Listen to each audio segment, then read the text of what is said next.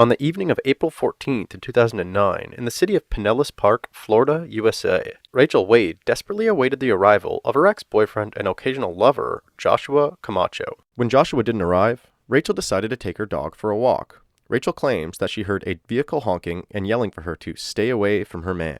Apparently, this caused so much fear that Rachel decided to call another ex-boyfriend, Javier. Javier's house was very close to Joshua's. When Rachel left her house, she claims that she grabbed a steak knife as a weapon of self-defense just in case. At about 11 p.m., when Rachel was on her way to Javier's house, Rachel drove past Joshua's house and observed the vehicle of Joshua's new romance, Sarah Ludemann, parked outside of Joshua's house. Due to this observation, a series of messages was exchanged between Rachel and Joshua.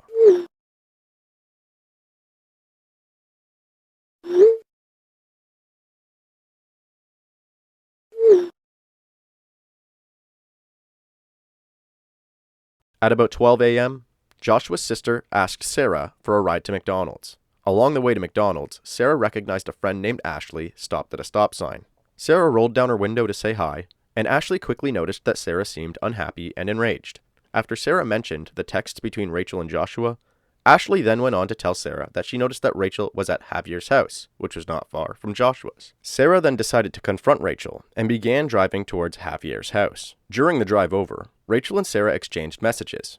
Rachel then called Sarah and repeatedly screams, "I'm going to kill you, you and your Mexican boyfriend." These threats hardly seem to even faze Sarah, which is likely due to the history of this aggressive love triangle. Just 8 months earlier, on August 29th, 2008, Sarah received strikingly similar threats on her voicemail. Next message. Please tell me, Sarah, why you would be a dumb enough to put a brand new picture of you and Josh at the beach. Seriously, I told you to watch your back and not to chill with him. Now your ass is mine, and I'm guaranteeing you I'm gonna murder you. I'm letting you know that now, because you know what? Josh might have played me, but bitch, I'm gonna play your ass out too. Watch. You're a fat bitch, and I'm gonna kill you. I swear on my life. Watch out your window when I get off work tonight, you dumb bitch. End of message. Next message. It's so funny how you talk and you want to sit there and say that my man was at your house. Then tell me what he was wearing tonight, Sarah. You're a dumb bitch for real. If you're lying, I'm going to find you and I'm going to beat your ass. If you're not lying, I'm going to find you and beat your ass, okay? You keep playing games. You're a pathetic little bitch and you're a little girl. Honestly, what do you have that's going for you that Josh wants you over me for? I got a job, have my own place. What seriously? He could get anything he wants from me. Any thing, not to mention that I look probably 10 times better than you. And you run your mouth. You still got your mommy and daddy's curfew, bitch, for God's sake. Why do you run your mouth, and why are you that pathetic? Please do leave shit on your MySpace, because that's old news, just like you and him are. So keep talking, Sarah. You don't know when to stop. You haven't learned your lesson yet, but I'm going to teach you it. I'm telling you now. Keep with me, Sarah. Dumb, psychotic little bitches, and I'm telling you now, I'm going to show you psycho. Keep with me. You're with the wrong person and with the one thing that I care about. So keep going, Sarah. Play your game, because I'm going to teach you how to grow up real quick. Sarah, now unfazed with Rachel's death threats, continues toward the confrontation at Javier's house. When she arrives, Sarah is able to see Rachel having a conversation with Javier and a mutual friend, Dustin Grimes. Despite witness testimony claiming that Sarah remained in her vehicle and was attacked by Rachel before exiting it, Rachel Wade testified that as Sarah arrived at Javier's house, instead of parking, she drove directly towards Rachel. Once she was only a couple feet away, Sarah slammed on her brakes and came out of her minivan with fists flying. In Rachel's words, Rachel was scared for her life. She first flashed the knife she was carrying as a way to scare Sarah, but Sarah was not afraid. Rachel then fought off Sarah for several moments before lifting her arms too quickly and accidentally stabbing Sarah multiple times. Sarah's friend Janet then grabs Rachel and pulls her off. After Janet notices that Sarah was stabbed, she calls her brother and Sarah's boyfriend, Josh Camacho, to let him know what his other lover has done. Joshua calls Sarah's father, and they both race to Sarah's side. Sarah was transported to the hospital and later succumbed to her injuries. The knife stab to her chest directly wounded her heart and was found inoperable. It wasn't until hours later that Rachel was arrested and interrogated by law enforcement. As previously alluded to, Rachel's story does not seem to match that of several witness statements. This interrogation is Rachel's story. when you had it with you, you had it in the car with you, right? And you drove over to Javier's house. Why did you have it with you? Because they said that they were going to find my car and follow me, and she threatened to kill me. So are you telling me that you had it for some form of protection? Yeah, because I know they're going to jump me. I know Josh's family. Josh has hit me before. Josh's brother threatened to hit me before. At this point, Rachel is currently unaware of the extent of Sarah's injuries, and she likely believes that Sarah is still alive. This belief may drastically alter her perception of her potential consequences, thus leading her to openly speak about the confrontation without an attorney present. Also, despite being aggressively in love with Joshua, it quickly appears that Rachel immediately decided to paint herself as a battered and trapped victim in this situation, throwing not only the man that she stabbed Sarah for, but also his entire family under the bus as a way to hopefully protect herself. This has all happened within the first 21 seconds of this interrogation video. Do you have a gun or anything else? Okay, so that was your form of protection. Okay, so when you got in the car tonight to go over to their house, you had it in your hand, all right, and you brought it with you. When you were arguing with Josh, you had it, is that right? That was in my seat. Okay, and did they tell you to put it away? No, I didn't say anything. Javier and Dustin didn't? No, Javier asked me why I had it, and he said, do you really think? I told him it's so, like, if they see it, they'll leave me alone. Hopefully they'd just go away. Right. And he was like, because I guess Josh has come to his house with a gun before. He said it wasn't, don't scare them, and it wasn't going to do anything to them. And that was kind of the end of the conversation. He said, you know, they're not going to stop at anything. Okay. And I had it out when Sarah got there, hoping that she would just, like, walk away from me or see it and think that I was actually going to do something, and they both came after me. All right, Rachel, walk me through it. You're sitting there, they pull up, Sarah gets out, you go out to the street where she's at, okay, because she's right in front of the car, okay, to the front of her car. What happened when you encountered her? She just started screaming at me, and she laughed at me and said I wasn't going to do anything, and then she realized that I had a knife, and she kind of backed up, and then she started swinging on me anyways, and I just... When you say she started swinging on you, what was she doing? She started punching me in my face. Flailing at you? Yeah. Punching? And then I saw Janet coming around. And where were you holding the knife at the time? I just had it out to the side, and then I saw Janet coming at me, and I saw the other girl come around the back end of the car. And they were all screaming at me, and Janet was telling me that I was crazy and I wasn't going to do anything, and then, like, she said that she wished I would stab her. Who said that? Janet. Said, I wish you'd stab me? Yeah, she said, I bet you won't stab me, I wish you would. And when Sarah was hitting me, I went to hit her, and I really did not mean to stab her. Okay. I'm not going to kill somebody. Fat bitch, and I'm going to kill you. I swear on my life. Walk out your window when I get off work tonight, you dumb bitch. Tell me how it happened. She was hitting me, and when I went to hit her back, I had put one of my hands up, and I tried to hit her back and keep my hands in front of me. This is the knife. Show me how you were holding it. Okay? But now, if I'm Sarah and I'm in front of you, what were you doing with the knife? How did you have it? I had it out to the side, and she started swinging on me, and then when I went to put my hands out, she was swinging on me, and I tried to defend myself from her, and then Janet came at me from the side. And I guess I did not mean to stab her at all. How many times did you stab her? I guess once. Okay, do you know where it hit her at? No, I don't. I didn't see anything. I had both of them coming at me and Sarah hitting me to begin with. Okay. After you stabbed her, did she go to the ground, fall to the ground? I didn't see that. No, she was screaming at Janet after that. She was screaming, Janet, get in the car, you're kids. That's all she would say. And then I didn't see her. And I still heard her yelling her name. That's all I heard was Janet, Janet, get in the car. Okay. So Sarah didn't have any weapon with her at all, right? She wasn't carrying a bat or a gun or a knife that you saw, right? Okay. And you went out and you met her in the street, came up to her side of the car where she was getting out of. Is that right? I stepped in the front of my car, yeah. And then when she started screaming at me, and then Janet started coming around the side, so I walked over a little bit further. But initially it was just you and Sarah, because you said Sarah was, and is that how your lip got hit? I think Janet did that. I don't know. Sarah kind of hit me in the side of my head more than anything, and in my stomach once. But when Sarah was hitting me, I saw Janet come this way, and the other girl got out of the other side of the car and walked around from the back towards me. So after that was done, and I know you said you were being dragged around by Janet and whatnot, when you went back up to the house, what did you do with the knife once you had it? I threw it. Where? Towards the neighbor's house. If you're facing Javier's house? To the left side, just in the grass, over the fence, what? Threw it up. I don't know where it landed. Up on the roof? I don't know if it was on the roof or in their backyard or just do it. And how long would you say the knife is? Something like that.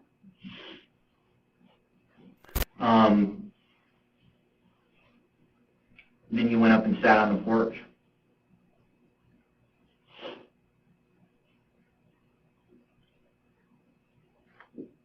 And they took off. So Janet kept coming after me. Janet, like, followed me and kept And coming they stayed after there me. then?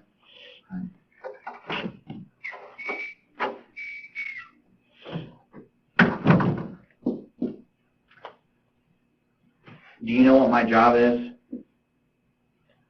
What? To take care of things like this, to make sure things like this don't happen. Well, I understand that. That's overall police's job. But my specific job, do you know what it is? To figure out the details of everything. Well, that's part of it. You're correct. My real title is I'm a homicide detective. Homicide is defined as the deliberate and unlawful killing of one person by another. At this moment, it seems fair to assume that Rachel is not aware of this. Okay, they called me because of the serious nature of her injuries. Okay, she was stabbed. All right, she was stabbed twice. Because before I came here to talk to you, I went down and saw her at the hospital. Okay, she's stabbed twice in the chest. And she has no other injuries on her whatsoever. Okay? What I need to know from you is why. I understand that you had a knife because you thought you'd scare them, okay? But that isn't working. So why does somebody like you go 1 versus 3? You go out into the street and meet them. Why didn't you just run in the house and call the police? Tired of it. They come after me all the time. Okay. I don't want it. I did not. So you wanted it to end and be over with, Yeah, but right? I have no intentions whatsoever on stabbing her. I have a great life. I mean, I have a job. I have my own house. I have my own car. I have everything, and I just wanted it to end. That's why I told Josh I was done. And I didn't want them to come. I really didn't. I was waiting. I called my friend Agla that I was with earlier, and I told her to come pick me up. And she's like, well, you should really take your car because if you don't take your car, they're going to do something to it. And at that point, I don't care. That's just my car. Why did you change shirts? I didn't change shirts. Well, what She you ripped had off on? my other shirt. Janet ripped off my shirt. Okay. So that got ripped off? Right. Yeah, but I did not want to stab The necklace her. you have, is that yours? Yeah. Does that belong to you? Yeah. Did you see if Sarah was wearing a necklace at the time? No, I didn't. Did you take anything from her? No, I did not. There were rings in my front seat, but I don't think they were mine. And somebody mentioned that there were rings in my front seat. I do have rings in my car, but I don't remember them being in my seat. Okay. Janet got in my car, but I don't know what she did. And so I'm clear. I understand that Janet was, beating on you as well, but initially it's you and Sarah. Javier, Dustin were out in the street fighting with you guys at all. Josh wasn't there. No, Josh was, well, I heard Josh screaming, as the cops were pulling up, I heard Josh was better. As me and Sarah were done fighting, Josh called me and threatened me and said he was going to come shoot me with his gun. Why? Because of the fact that his sister called and said that we were fighting and that I hit her. Was it the fact that and his then I sister hit called her? and said that you stabbed her? I don't know what she said to him. I guess because she said that I hit her and that I stabbed Sarah. I don't know what she said. When this is what I'm having a problem with. You're going to have to help me out with this because when everybody got there, Sarah is laying in the middle of the street with a stab wound. How do you not see that? I didn't get it. Janet came after me. She physically came after me and dragged me around his front yard. I couldn't see anything. Okay. I just didn't see. I saw Sarah sitting, on the edge of the seat of the front of the van. And she was screaming at Janet to get in the car. And then after that, Janet just came after me. She would not stop. And Javier and Dustin kind of, followed us, trying to, I don't know, intimidate her maybe to leave me alone. And she, I went to dial 911. She knocked my phone out of my hands, and she just kept dragging me around the front yard. I couldn't see anything. Well, I know you told me that you were upset and you just wanted this to be over because they have been harassing you, obviously. Was tonight kind of just the final straw? Is that what the deal was? I didn't want anything to do with any of them. Right. I didn't want them to call me But anymore. you brought a knife with you for a reason. Because they said they were going to follow me to my Okay, apartment. but you also said that you had had enough of it, and when I asked you why you just didn't run into the house when they come pulling up in a van, your response to me was, What? I don't know. I'm tired of running and being scared. I don't want to hurt anybody. I don't. My parents did not raise me that way. Okay? I know that, but you I did did tonight. not have any intention on stabbing her. You had the knife in your hand. How do you think that blade came in contact with her? You said she was, like, trying to hit you. Hit her back. Okay, well, how do you hit somebody with a knife in your hand? You're going to have to show me. So I was just swinging at her. I just had it, and I was swinging at her. She kept hitting me, and I just started swinging back. With the knife? With both hands. Okay. Show me how you, were you overhand, or was it like both, this, or what? Everywhere. You just all over? Because that's all she was doing to me, and I saw both of the other girls coming after me. Okay. Did you get a chance to call? Mm-hmm. Okay. Here's the next thing that you need to understand, Rachel. Okay. When I was down at the hospital, okay, I saw where she was stabbed at. Okay, it looks like she has 2 stab wounds. All right. The next piece of information that you need to know is that she is dead. Oh my God. Okay. She died as a result of these stab wounds that she had at Northside Hospital. I didn't know what any of this happened. I just wanted them to finally leave me alone. All this over Josh? I just didn't want them to terrorize me anymore. They follow me everywhere. They come to my job. They come to my house. Well, she's not going to follow you anymore because she's dead now. Oh my God.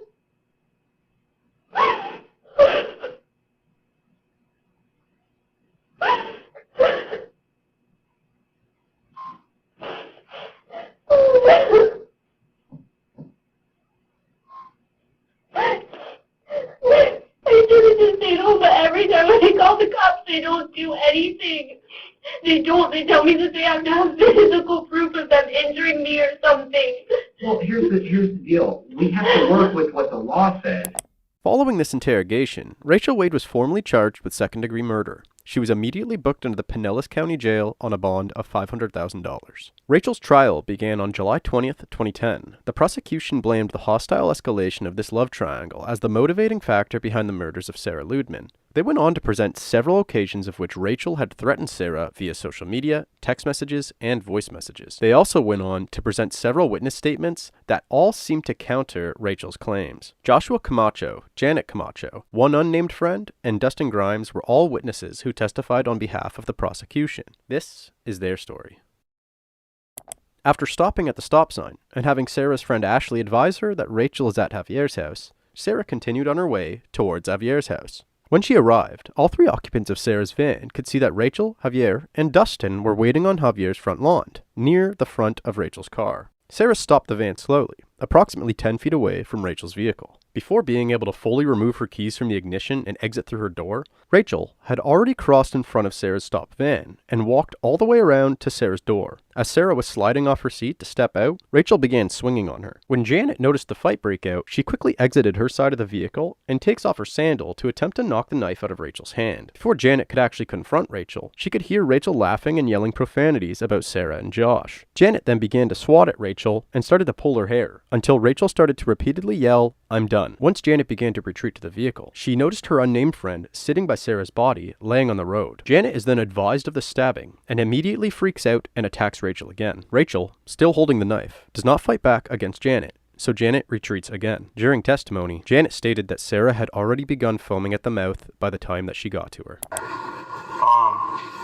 the jury what you saw.